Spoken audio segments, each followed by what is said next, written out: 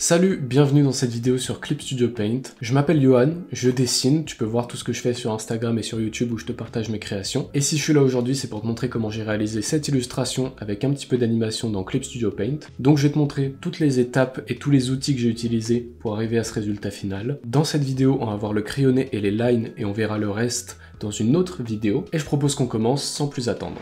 On est donc sur Clip Studio Paint et j'ai ouvert le crayonné que j'ai fait et que j'ai pris en photo avec mon téléphone. Donc l'espace de travail sur lequel on arrive, il ressemble à peu près à ça. Donc ce qu'on va faire directement, c'est un peu comme sur tous les logiciels, on peut prendre les différentes fenêtres et les déplacer un petit peu où on veut. Donc là je peux mettre mes couleurs ici, je peux les mettre en dessous de la taille des pinceaux, au-dessus, à droite, à gauche, comme on veut. J'ai déjà préparé mon espace de travail qui ressemble à ça, et c'est à partir de ça qu'on va commencer. La première chose qu'on va faire, c'est de recadrer notre image à la taille qu'on souhaite pour le dessin final. Donc on va aller dans Édition, changer la taille de la toile, et on va mettre du 1080 par 1920. Donc ça a réduit de ouf la taille de notre image, parce qu'à la base c'était une photo de bonne qualité. On va faire CTRL-T pour pouvoir transformer notre calque de base. Donc là j'appuie sur Alt et je vais venir diminuer la taille de mon calque, pour que ça rende à peu près l'échelle qu'on veut. Parfait, donc on a notre crayonné qu'on a mis à la bonne taille qu'on le souhaite. Ce que je vais faire, c'est que je vais créer un nouveau calque, je vais le mettre en dessous. J'ai appuyé sur Alt pour pouvoir faire la pipette et sélectionner la couleur de ma feuille de base. Et ensuite, je vais remplir le calque avec un raccourci clavier que j'ai mis qui est CTRL F, mais sinon c'est juste dans Édition, remplir, et ça va remplir tout ce que tu as sélectionné comme un pot de peinture. Donc je prends la couleur du fond, je la mets à peu près pour qu'on voit pas trop la distinction entre l'image de base et le dessin sur lequel je suis en train de travailler. Et maintenant ce qu'on va faire, c'est qu'on va retravailler un petit peu notre crayonné, parce que là je l'ai fait assez rapidement, et j'aime bien l'idée, j'aime bien l'émotion qu'il y a dedans, mais il n'est pas encore parfait. Donc ce qu'on va faire, c'est qu'on va créer un nouveau calque par-dessus. On va prendre probablement du gris. Donc là j'ai préparé mes petites brushes que j'aime bien, qui sont vraiment très facilement installables. T'as un truc exprès sur Clip Studio Paint où tu les installes en 2 clics. J'ai une soft, une un peu avec de la texture, une encore plus soft pour mélanger, et une pour les lines je pense. Je sais pas laquelle je vais utiliser pour le moment, mais là juste on va venir modifier notre crayonné. Enfin on va faire un crayonné par-dessus celui qu'on a de base.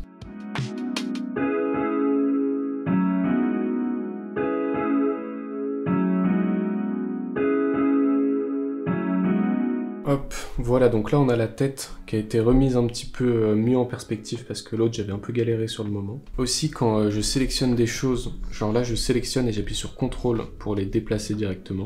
Et j'appuie sur CTRL-D pour désélectionner. Voilà, maintenant on va passer au corps. J'aime bien les mains, mais j'aime absolument pas la position des bras qu'on voit jusqu'ici, qui n'ont aucun sens et que j'ai fait assez rapidement. Donc on va essayer de dessiner un petit peu l'anatomie du personnage en dessous, pour voir comment ça pourrait fonctionner.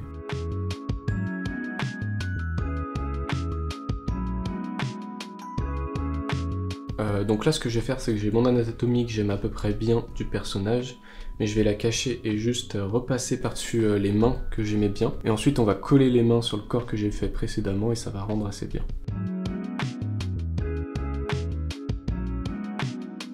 Donc là j'ai juste retracé les mains que j'aimais bien sur le crayonné de base, et je vais essayer de les coller et de les mettre à l'échelle par rapport à ce crayonné-ci.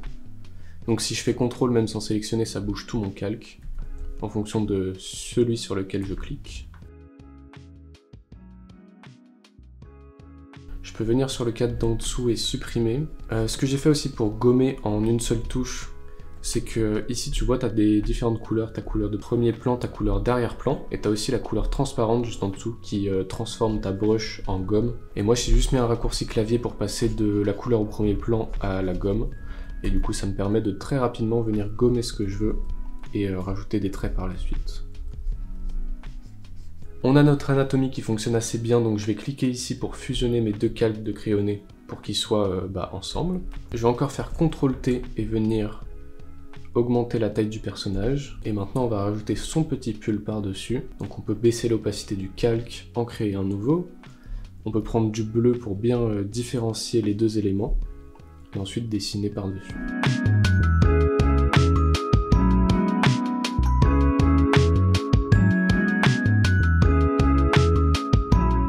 On est donc parti pour la mise en propre de ce dessin. La première chose que je vais faire, c'est tout simplement baisser l'opacité de notre crayonné.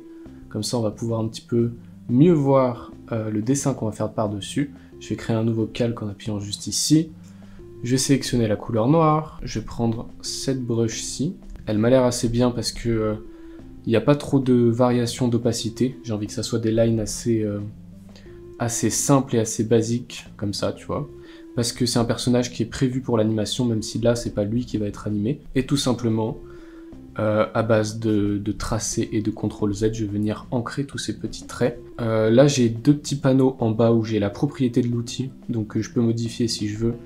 Et ensuite, là, j'ai les différentes tailles pour voir la taille de mon pinceau. Et j'ai aussi mis un raccourci clavier pour pouvoir augmenter ou diminuer la taille de pinceau à volonté. Voilà. Et les raccourcis clavier, c'est dans Fichier, Paramètres de raccourcis.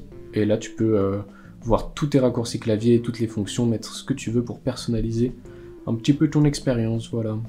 Donc là, je vais prendre probablement ma brush à 5 pixels d'épaisseur, et puis on est parti, quoi.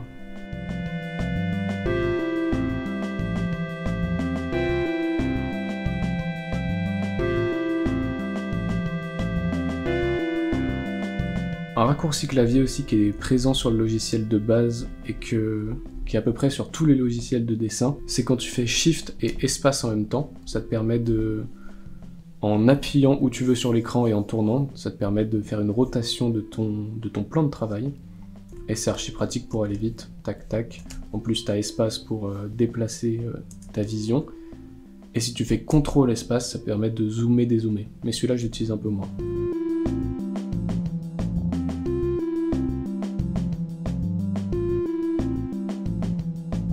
Donc là tu vois je suis en train de galérer un petit peu à faire les yeux parce qu'il faut que je fasse des ronds parfaits. Et du coup ce que je vais faire c'est juste augmenter la stabilisation ici dans les propriétés de l'outil. Ce qui va faire que quand je trace un trait, le trait se crée un petit peu après que je passe dessus. Et ça va venir lisser un petit peu tout mon mouvement. Donc on va voir si c'est plus facile, faut pas en mettre trop non plus sinon ça devient impossible de dessiner avec.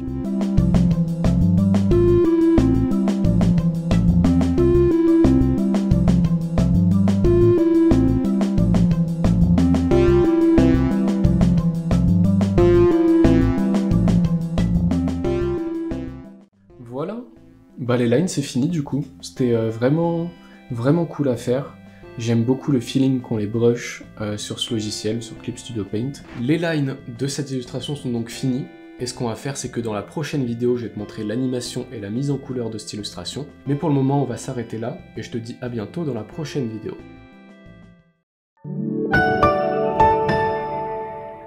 Clip Studio Paint.